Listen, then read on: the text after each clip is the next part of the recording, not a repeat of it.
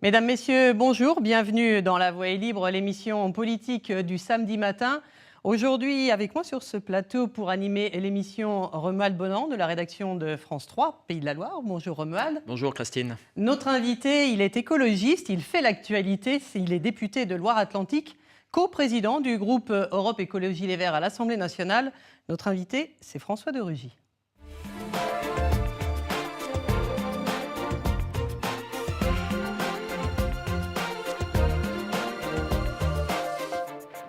Bonjour François de Rugy. Bonjour. Installez-vous. Certains, il n'y a pas si longtemps, je pense à Nicolas Sarkozy, en se rasant le matin, pensaient à la présidence de la République. Vous, quand vous vous rasez le matin, vous pensez à quoi? À entrer au gouvernement?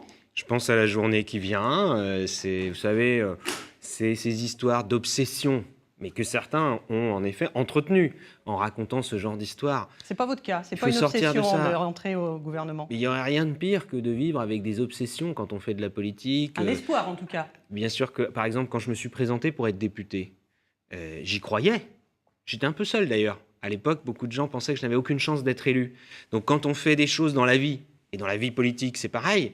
Bien sûr qu'on les fait parce qu'on y croit. On les fait parce qu'on a envie de mettre en œuvre les idées pour lesquelles on se bat. Moi, les idées écologiques, ça fait 24 ans que je me suis engagé en politique pour l'écologie. Donc évidemment que j'ai envie de mettre en œuvre ces politiques au niveau du Parlement. J'ai été élu député en 2012, c'est un mandat de 5 ans. Moi, si je fais un mandat de 5 ans de député, je ferai tout jusqu'au bout pour mettre en œuvre les idées de l'écologie au Parlement. Si un jour il m'est donné de pouvoir le faire au niveau du gouvernement, évidemment que je pense que ce sera une occasion utile à saisir. Parti, il faut que ça soit validé par le parti, le fait de pouvoir entrer ou pas au gouvernement. Vous avez dit récemment, en gros, je m'en fiche qu'il vote oui ou non. De toute façon, moi, j'irai si j'ai envie d'y aller. Ce qui est important, c'est qu'il puisse y avoir des débats collectifs. En effet, aujourd'hui, depuis un an, que les écologistes, qu'Europe Écologie Les Verts est sortie du gouvernement. En fait, c'est Cécile Duflot avec Pascal Canfin qui sont sortis du gouvernement au départ. Il n'y a pas eu d'ailleurs de débat collectif préalable. Ça a été une décision personnelle. De fait, elle s'est imposée à tout le parti. Depuis, le débat s'est un peu réouvert grâce à un certain nombre de personnes comme moi qui ont dit cette question-là, elle se pose légitimement de savoir si les écologistes sont un parti de gouvernement. Puis ensuite, on verra si les conditions politiques sont réunies. En face, ça crispe chez les écolos. On sent bien quand même qu'il y a deux grosses tendances. Il y a ceux qui ne veulent pas en entendre parler du tout, Cécile Duflot notamment, et puis des gens effectivement comme vous qui sont prêts à y aller, comme Jean-Vincent Placé. Les parlementaires, je pense qu'il faut éviter d'être crispé, justement. Il faut regarder les choses sereinement. C'est le bazar, c'est pas serein chez vous en ce moment quand même. Raison de plus pour que chacun fasse preuve d'autant plus de sérénité. En tout cas, moi je souhaite justement que l'on regarde ces choses-là tranquillement et sereinement, qu'on écoute. Il y a deux tendances, comme disait Romuald, en ce moment dans le parti. C'est évident.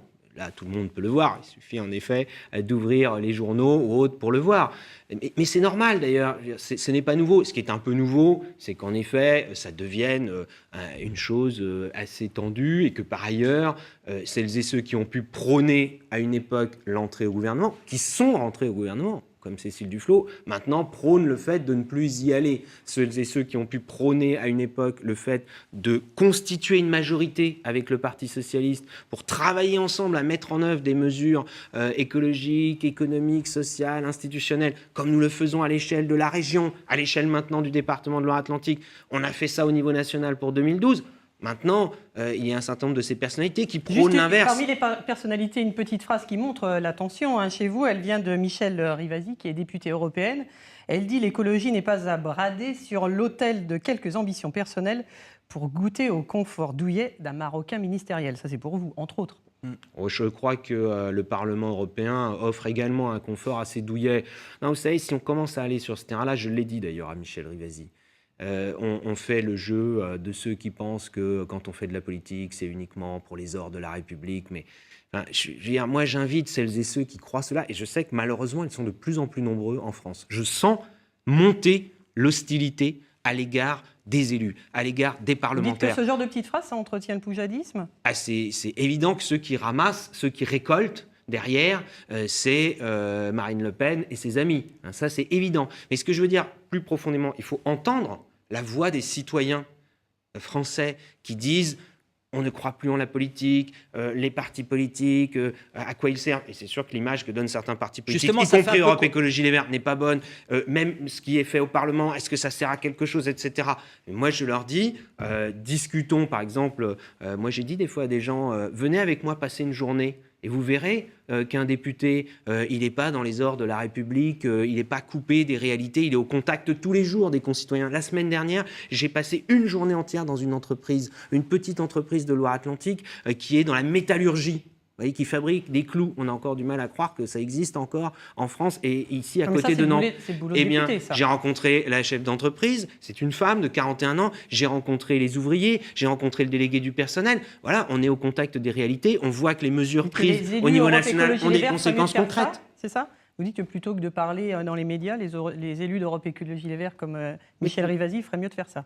Oui, non, mais tout le monde. Ce que je veux dire surtout, c'est qu'il ne faut pas qu'on contribue les uns les autres, et on a tous une part de responsabilité, à creuser le fossé entre les citoyens et la politique, mais plutôt à rapprocher, parce que nous sommes quand même dans une situation qui est très grave. La situation de l'abstention très forte, la situation de la montée du Front National, ce sont des choses très graves. Alors, vous n'avez pas l'impression, justement, que quand on parle des écologistes, on parle plus de tout ce rififi interne plutôt que des idées de fond, des idées que vous défendez, finalement, que vous ne défendez plus. On ne vous entend plus là-dessus. On entend beaucoup sur ce rififi interne. C'est vrai que l'image qui est donnée, malheureusement, est beaucoup plus là-dessus. Bon. Il faut reconnaître aussi que médiatiquement, on préfère souvent parler des bisbilles. Regardez les questions que vous me posez plutôt que de nos interventions de fond. Nous en faisons tous les jours. Vous savez, nous au Parlement, d'autres dans les collectivités locales, nous avons fait adopter des propositions de loi sur des sujets concrets. Là, il y a la loi sur l'énergie qui revient à l'Assemblée nationale, enfin, sur laquelle nous travaillons en commission, et ainsi de suite. Et moi, je suis tout prêt à ne parler que de ça si on ne me pose que des questions là-dessus. Ce club européen écologiste que vous avez fondé, qui s'est réuni récemment, c'est quoi ? C'est le club des frondeurs au sein de l'écologie et qui veulent pro-gouvernement, pour faire simple ? Oui, on nous a en effet qualifiés de frondeurs. C'est assez drôle quand on sait que c'est un peu un front renversé par rapport aux frondeurs du Parti socialiste. Non, nous avons fait une démarche collective depuis de nombreux mois, depuis le mois d'août, parce que nous avons considéré, là encore une fois, sereinement, tranquillement, qu'il fallait regarder comment les écologistes pouvaient être le plus efficaces pour faire avancer les idées de l'écologie. Et c'est pas simple, parce que évidemment que les 2 premières années, par exemple, où nous avons été au gouvernement, à l'intérieur d'un gouvernement que sans être dans le gouvernement, c'est ce que vous pensez ? Nous pensons, en effet, qu'on est beaucoup plus efficace quand on est dans l'action. Nous prônons l'écologie qui agit à tous les niveaux. Nous le sommes au niveau local. Mais de fait, ça ne fait pas tellement débat. Personne ne demande, je crois, à la région que les élus régionaux ne soient plus vice-présidents, ne participent plus au gouvernement régional, si on peut parler ainsi. Idem à la mairie de Nantes, à la mairie du Mans ou dans un certain nombre de mairies de notre région.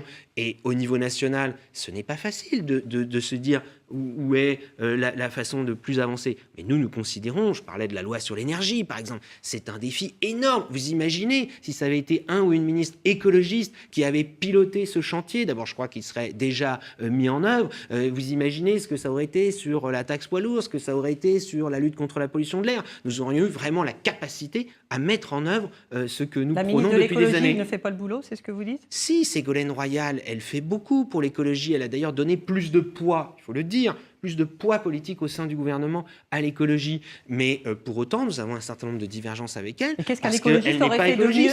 Qu'est-ce qu'un écologiste aurait fait de mieux ou de différent ?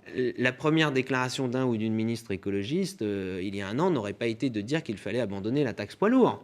Ça, c'est concret. Vous savez, la taxe poids lourd, on dit « Ah, mais des taxes, etc. » Mais les Français étaient très majoritairement pour. Pourquoi ? Parce qu'ils constataient tout simplement, sur les routes, il y a de plus en plus de camions, alors qu'on veut plutôt développer le transport non polluant par rail, et que ce sont les camions qui usent le plus les routes, et ceux qui payent le moins. Donc les Français se disent « Nous, automobilistes, on paye des taxes à travers les carburants, on paye des péages sur les autoroutes, et les camions, eux, ils ne payent pas, notamment les camions étrangers qui ne font que traverser la France. » C'était une mesure concrète et pragmatique. On a reculé devant les bonnets rouges, c'est ce que vous dites ? Je pense qu'on a en effet reculé, oui, trop vite sur l'idée, alors qu'on pouvait aménager par région, etc. Les régions vont avoir besoin de financement pour financer les trains express régionaux. Le réseau ferroviaire a besoin de nouveaux investissements. Ce sont des chantiers. Vous savez d'ailleurs que ceux qui ont le plus protesté contre l'abandon de la taxe poids lourd, c'est la Fédération nationale des travaux publics. qui a chiffré, qui a dit que ce sont des milliers d'emplois pendant plusieurs années qui vont être perdus dans les chantiers de transport en commun. Mais justement, Cécile Deflot dit que quand on est dans le gouvernement et quand on est écologiste, tout ce que vous dites là, tout ce qui est très concret, on ne peut pas le faire. Je crois qu'elle revendique quand même d'avoir fait des choses en tant que ministre du Logement. Je ne pense pas qu'elle ait dit qu'elle n'avait rien fait. Elle défend d'ailleurs son action et elle souhaite que son action ne soit pas défaite une fois qu'elle n'est plus ministre. Elle dit quand même qu'à un moment donné, on est pieds et poings liés avec une majorité à laquelle on est assimilé et qu'on ne peut pas aller contre. En tout cas, je pense qu'un gouvernement dans lequel il y a des écologistes ne mène pas la même politique qu'un gouvernement dans lequel il n'y a pas d'écologistes. Sinon, je ne me bats pas pour que je n'essaye pas, au moment des élections, de convaincre mes concitoyens d'apporter un soutien aux idées écologistes par leur vote. Est-ce que ça pourrait mener à une fracture chez les écologistes, une fracture définitive entre les pros et les anti-participation au gouvernement ? Je ne le souhaite pas. Moi, ce que je souhaite, c'est qu'il y ait une clarification. Ça, c'est nécessaire. On ne peut pas avoir, en effet, ça ne peut pas durer indéfiniment, cet éclatement des différentes lignes politiques, etc. Et une refondation. Parce que je crois que, de toute façon, le parti Europe Écologie Les Verts est arrivé à un peu une fin de cycle, un peu à bout de souffle, mais comme d'autres partis, d'ailleurs. On peut même s'interroger sur la forme parti, etc. Et donc ça, je crois d'ailleurs que Cécile Duflot le dit également. Elle propose une force politique nouvelle avec Jean-Luc Mélenchon. Ce n'est pas notre souhait, ce n'est pas notre orientation. Donc nous aurons des débats et il faudra à un moment donné les trancher. Franchement, pour la dernière question sur ce thème, si Manuel Valls ou un autre Premier ministre socialiste décroche son téléphone, vous appelle, vous faites quoi ? Mais je vais vous dire, c'est pas trahir des secrets, mais à la fin du mois d'août 2014, vous vous souvenez que Arnaud Montebourg a quitté, un peu par surprise, le gouvernement et il a été suivi par Benoît Hamon et Aurélie Filippetti. Et à ce moment-là, nous avons eu des échanges en effet téléphoniques avec Manuel Valls, Premier ministre. Et quand je dis nous, c'est Jean-Vincent Placé et moi notamment. Et nous avons discuté. Ils nous ont demandé à ce moment-là si nous voulions rentrer au gouvernement. Et nous avons dit oui, mais c'est avec quelles conditions politiques ? C'est avec quel programme d'action ? Comme les choses n'étaient pas claires et qu'il n'y avait pas de discussion politique, nous avons considéré que les conditions n'étaient pas réunies. On va revenir sur la stratégie électorale, parce que de ce que vous dites découle la stratégie électorale. Après les élections départementales dans la région, le résultat, c'est une élue, Europe Écologie Les Verts, dans le département de Loire-Atlantique. Elle s'appelle Claire Tramier. Élue parce qu'elle était dans un binôme avec un socialiste. Vous avez fait, les binômes Europe Écologie Les Verts ont fait autour de 4% dans la région. Ça, c'est une moyenne. C'est une moyenne. Vous mettez y compris... Non, mais je mets que les binômes. Je mets que les binômes Europe Écologie Les Verts. Quand vous étiez alliés au Front de gauche entre 3 et 6%. Oui, 6,62. Ouais. Franchement, est-ce que c'était la bonne stratégie ? Vous savez qu'en Loire-Atlantique, nous avons eu un débat pour savoir s'il valait mieux avoir une alliance dès le premier tour, compte tenu de ce mode de scrutin majoritaire qui ne permet pas, vous savez, de rapprocher, de fusionner les listes entre les deux tours comme on peut le faire au municipal ou au régional. Est-ce qu'il ne valait pas mieux faire un accord avec le Parti socialiste ? Je constate que là où nous l'avons fait, en Loire-Atlantique, cela nous a permis d'avoir une élue. Alors, il existait en Mayenne, ça n'a pas marché en Mayenne. Si nous l'avions eu, comme nous le proposions sur l'ensemble du département de la Loire-Atlantique, nous aurions aujourd'hui 6 élus au conseil départemental de Loire-Atlantique. Donc le Parti socialiste et ses alliés divers gauche auraient 26 élus, 6 écologistes, la droite et les divers droites, 30 élus. Donc vous voyez que les écologistes auraient occupé une place importante au sein du conseil départemental de Loire-Atlantique. Vous débriefez ça, j'imagine, avec vos militants, avec qu'est-ce qu'ils en pensent ? Bien sûr. Après, les uns et les autres en tirent plus ou moins de conclusions. Mais ça, ce sont des faits. C'est fait. Je salue l'élection de Claire Tramier sur le canton de Savenay-Blain parce que c'était un pari difficile. Elle a relevé le défi, elle a été élue et maintenant elle est vice-présidente, 3e vice-présidente du conseil départemental de Loire-Atlantique en charge des politiques du handicap. La suite, c'est les régionales. Pour les élections régionales, même stratégie, on fait bande à part, on y va tout seul ? Nous verrons. Nous avons des débats internes et le 2 mai, nous aurons une première décision d'orientation à prendre. Moi, je souhaite que le débat aille au bout, que l'on regarde toutes les possibilités. Vous savez, il n'y a pas... là-dessus, il ne faut pas être doctrinaire, ni dans un sens ni dans l'autre, mais il faut être clair. C'est-à-dire qu'il y a la possibilité de faire des listes vraiment écologistes, il y a la possibilité de faire des listes avec le Parti socialiste et d'autres peut-être, et il y a la possibilité de faire des listes avec le Front de gauche de Jean-Luc Mélenchon. Moi, je ne souhaite pas, par exemple, cette stratégie, ça c'est extrêmement clair. Alors vous le savez, il y a des dossiers régionaux qui fâchent entre écologistes et les socialistes, notamment le fameux aéroport.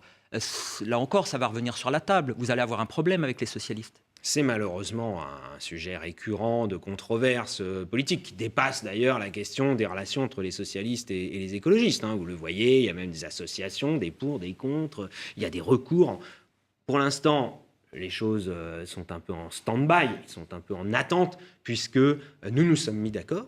À l'époque, c'était Jean-Marc Ayrault, Premier ministre. Ça a été confirmé par Manuel Valls et même François Hollande, président de la République, qui l'a encore redit cet automne, l'automne dernier, c'est que tant qu'il y a des recours qui ne sont pas jugés, et ils ne sont toujours pas jugés, sur le fond de ce projet, eh bien, aucun chantier ne démarrera.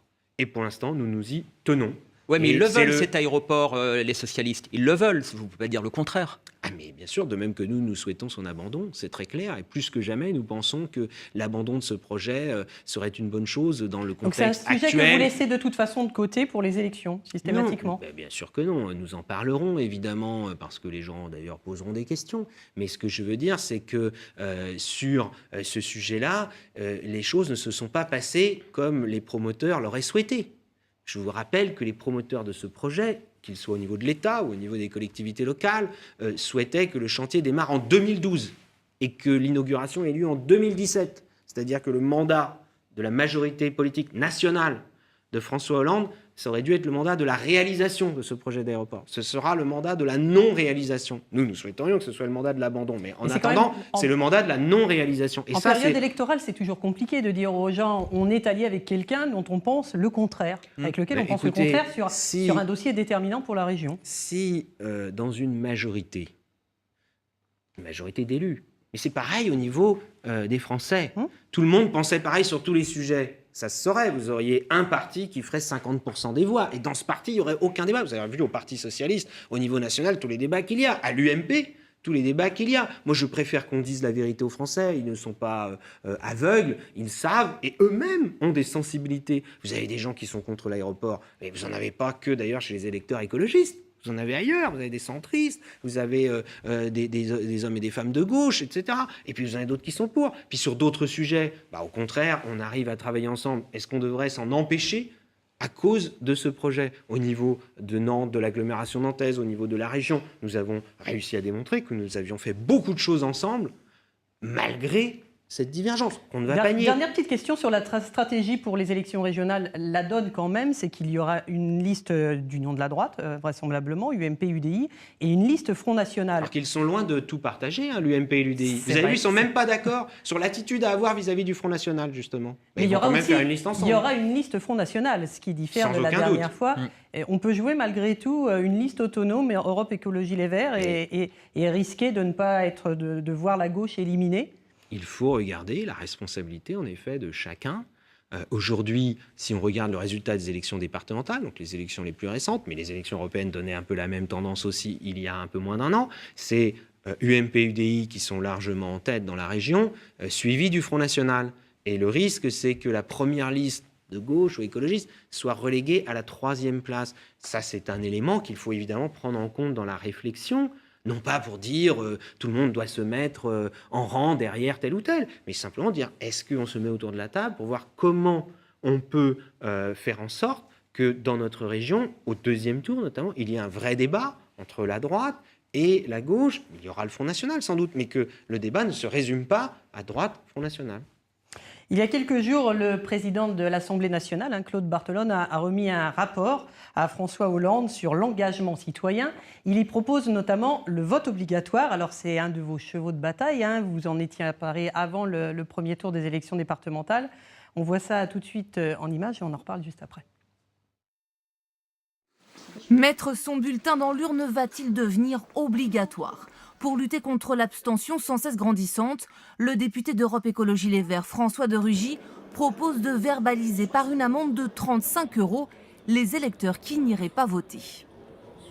L'engagement pour la République, il doit être concret. C'est un engagement par la loi, une loi sur le vote obligatoire, et c'est un engagement de tout citoyen à participer au moins aux élections. À droite comme à gauche, les députés ne sont guère favorables à l'idée de cette sanction, comme l'explique l'UMP Christian Jacob et le socialiste Jean-Jacques Urvoas. Ce n'est pas à coup d'amende, de pénalité, d'interdiction, de sanction qu'on résoudra quoi que ce soit. Moi, je suis plutôt hostile, parce que je crois que le principe même de la démocratie, c'est la liberté. Pour les citoyens, Rendre le vote obligatoire, c'est une idée qui fait son chemin. C'est un droit, effectivement, c'est une chance de pouvoir voter et puis c'est important de s'exprimer. C'est très bien. Pourquoi ? Parce qu'il faut voter, c'est notre droit. Voilà, tout simplement. Les gens sont battus pour ça, donc il faut qu'on continue. Mais la défiance actuelle envers la classe politique n'est pas propice à l'instauration du vote obligatoire, selon le politologue Gaël Sliman de l'Institut Odoxa. À un moment où les Français nous disent qu'ils sont absolument désespérés par le spectacle que leur offre la classe politique, par la compétence qu'ils prêtent à leurs dirigeants de gauche comme de droite, c'est une mesure qui serait assez inacceptable en termes d'opinion. En Europe, plusieurs pays et une partie de la Suisse et de l'Autriche pratiquent le vote obligatoire. En Belgique et au Luxembourg, par exemple, le taux d'abstention aux dernières européennes était bien plus faible qu'ailleurs, entre 10 et 15% seulement. Un sondage paru il y a quelques jours donne 56% des sondés favorables au vote obligatoire et ils sont 67% quand il est assorti de la reconnaissance du vote blanc. Alors quand même une question, on connaît bien sûr votre avis là-dessus. Quand même, est-ce que vous ne pensez pas que c'est surtout le spectacle politicien qui éloigne les électeurs du vote et que le rendre obligatoire, finalement... C'est bien difficile de savoir pourquoi des citoyens de plus en plus nombreux s'abstiennent. Parce que, évidemment, interpréter l'abstention, déjà interpréter les résultats des élections, c'est pas toujours facile, mais alors interpréter une non-participation... C'est peut-être que vous ne les intéressez pas, les hommes politiques, et le spectacle, je ne parle pas uniquement des écologistes, on en a parlé tout à l'heure, mais le spectacle général que vous donnez. Oui, mais la question, c'est qu'est-ce qu'on fait ? Nous, responsables politiques, élus, moi je suis député depuis 8 ans, je n'ai pas été élu pour parler des problèmes. Et je crois qu'il y a beaucoup de Français qui en ont marre de voir que leurs responsables politiques, ils passent beaucoup plus de temps à parler des problèmes, par ailleurs à s'empailler sur les solutions et à prendre des postures pour, contre, qui parfois changent selon qu'on est dans la majorité, dans l'opposition, mais à ne pas régler les problèmes. Nous sommes là pour essayer de régler les problèmes. Ce problème de l'abstention, si quelqu'un a une solution ou plusieurs solutions à proposer qui ne passent pas par le vote obligatoire, je suis preneur. J'écoute, j'ouvre grand mes yeux et mes oreilles. Qu'est-ce que j'entends, qu'est-ce que je vois ? Est-ce que ça passe par la punition On va de faire l'électeur ? une nouvelle campagne de communication. On dépense à chaque élection, avant chaque élection, des millions et des dizaines de millions d'euros en pure perte pour inciter les Français à aller voter. Les candidats aux élections, on l'a encore vu aux élections départementales, passent plus de temps à aller voir leurs concitoyens pour leur dire d'aller voter que pour leur dire voilà, si je suis élu, voilà ce que je ferai, si vous me faites confiance, voilà ce que je mettrai en œuvre. Résultat, sur ces dernières élections départementales, 50% de votants à peu près et 10% de bulletins blancs sur les électeurs inscrits. 5% des exprimés, tour, 10%. Deuxième tour. Et donc, moi je dis, le suffrage universel, c'est un des fondements, un des piliers de la démocratie, de la République.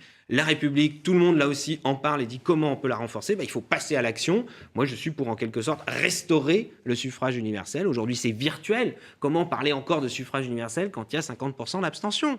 Et je propose cette mesure qui n'est pas une mesure pour percevoir des amendes. Enfin, arrêtons de caricaturer les choses. Tout le monde sait très bien que quand on veut qu'une loi soit appliquée, eh bien, il y a une sanction en cas de non-application. C'est pas très dissuasif, 35 euros. Vous l'avez donné. Vous avez donné l'exemple de la Belgique et du Luxembourg dans le reportage à l'instant. En Belgique, où l'amende n'est même plus, les pouvoirs publics ne cherchent même plus à recouvrer l'amende, on a quand même des taux de participation de 90%. Et ça se passe tout à fait naturellement. Et la reconnaissance du vote blanc, est-ce que c'est important ? Et j'y suis tout à fait favorable. Je constate d'ailleurs qu'on a déjà franchi une étape, puisqu'il est décompté séparément. Je constate d'ailleurs qu'avec cette idée du vote obligatoire, on retire le fil, on retisse des liens autour de la démocratie, que beaucoup de personnes disent « Ah oui, d'accord, mais avec telle idée, avec telle autre. » Allons-y. On a quand même l'impression que ce sont les hommes politiques qui ne se remettent pas en cause et que c'est les électeurs, ce sont les électeurs qu'on punit. Écoutez, on vient d'avoir la discussion, par exemple, sur ma formation politique, les écologistes. Moi, justement, quand je vois qu'il y a des choses qui ne vont pas, quand je vois que ce n'est pas compris par celles et ceux qui votent pour nous, je pense qu'il faut toujours être à l'écoute des électeurs et notamment de ceux qui vous ont accordé leur confiance. Il faut être capable de se remettre en question. Donc là aussi, je veux dire, si c'est le tout ou rien, soit il y a le monde idéal où les hommes et les femmes politiques seraient parfaits, les citoyens aussi seraient parfaits, et puis il y aurait besoin d'aucune règle, d'aucune obligation, et puis ou alors on ne fait rien. Ah ben non, mais comme on n'a pas ce monde idéal, on ne fait rien. Non, moi vous voyez, je suis pour essayer d'aller vers l'idéal, mais pour aller vers l'idéal, il faut prendre des mesures les unes après les autres, et celle-là en est une parmi d'autres. Il nous reste moins de 4 minutes d'émission. Très rapidement, le j'aime, j'aime pas. Des réponses très rapides. J'aime, j'aime pas l'union entre Nokia et Alcatel qui est sur votre circonscription, Alcatel-Lucent. Oui, même si malheureusement le site de Nantes-Orvault est en train petit à petit de fermer. Je crois que c'était devenu nécessaire, mais je comprends les inquiétudes des salariés d'Alcatel-Lucent qui ont déjà connu... C'est une bonne nouvelle, cette union ? Ils ont déjà connu la fusion avec Lucent. On leur avait dit que ça va être quelque chose qui va nous offrir des perspectives. Malheureusement, ça s'est aussi traduit par des difficultés. Enfin, ça n'a pas résolu toutes les difficultés. Avec Nokia, on peut espérer qu'il y aura en effet une plus grande force au niveau européen et mondial. Et en même temps, il y avait toujours la crainte que ça se traduise par un retrait en France. J'aime, j'aime pas les 400 millions d'investissements annoncés par Total sur le site de Donges, la raffinerie de Donges. Je pense que c'est une bonne chose. Moi, j'ai visité la raffinerie de Donges à plusieurs reprises, notamment après la marée noire. C'est pas très écolo, le pétrole. Hein. Oui, mais il vaut mieux, tant qu'on utilise encore le pétrole, une raffinerie qui marche bien, une raffinerie qui est rénovée, plutôt qu'une raffinerie qui dépérit et qui finit par être fermée, où on finit par importer. Ce que l'on fait aujourd'hui massivement, on importe des carburants, notamment du gasoil, puisqu'on en consomme beaucoup en France. Donc on continue les investissements sur Donges et notamment le déplacement de la ligne ferroviaire, c'est la bonne solution. La ligne ferroviaire, ça c'est encore un autre sujet. Là aussi on en parle depuis des années et je souhaiterais évidemment qu'on passe à l'action en la matière. Merci beaucoup François de Rugy d'avoir été notre invité ce samedi. On finit par quelques brefs politiques. Et on commence par Jean-Marc Ayrault qui hausse la voix, Romuald. Oui, Jean-Marc Ayrault qui pousse un coup de gueule contre la réforme des collèges. L'ancien Premier ministre vient d'ailleurs d'écrire à Najat Vallaud-Belkacem, la ministre de l'Éducation nationale. Elle a décidé la suppression des classes bilingues qui permettaient d'étudier, vous le savez, l'anglais et l'allemand dès la classe de 6e. Une très mauvaise mesure pour Jean-Marc Ayrault. Ancien professeur d'allemand, il faut le souligner, il estime que l'enseignement de l'allemand est nécessaire pour le couple franco-allemand. Rapidement, Roselyne Bachelot qui revient à la politique. Oui, l'ancienne ministre, ancienne députée du Maine-et-Loire, aujourd'hui animatrice sur une chaîne de la TNT, écrit ses mémoires politiques. Le livre s'appelle « La petite fille de la 5e ». Elle y parle de sa carrière politique et du Maine-et-Loire. Le livre doit sortir le 29 avril. Et François Fillon qui est dans les starting blocks. Oui, il l'affirme, il participera au combat des primaires de l'UMP prévues les 20 et 27 novembre prochains. Et pour ceux qui n'auraient pas bien compris au sein de son parti, il ajoute que personne ni aucune intimidation ne le feront renoncer à 2017. À suivre. Merci Romuald. L'invité la semaine prochaine, ce sera Guillaume Garot, le député de la Mayenne. Il a présenté cette semaine un rapport pour lutter contre le gaspillage alimentaire qu'il a remis au ministre de l'Agriculture et à la ministre de l'Écologie. Comment faire ? Il prône notamment des sanctions, lui aussi, contre les grandes surfaces qui refusent de donner leurs invendus à des associations. On parlera notamment de cela. C'est la semaine prochaine dans La Voix est libre. Très bonne semaine à tous. Tout de suite, le journal.